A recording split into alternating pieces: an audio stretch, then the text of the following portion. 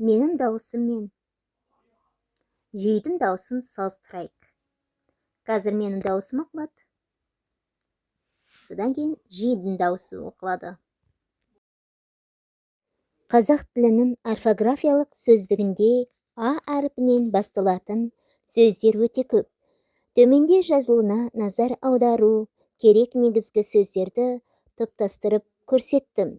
Жиі қолданатын жалпы сөздер: абзац, абырой, авангард, автобус, агенттік, адамгершілік, азаматтық, айрықша, ақпарат, ақиқат.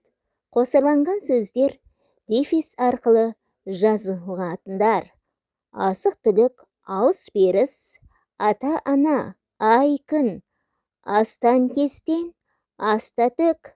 Күрделі терминдер мен ұғымдар: авиация, автоматтандыру, агроөнеркәсіп, академия, акционерлік, альтернатива.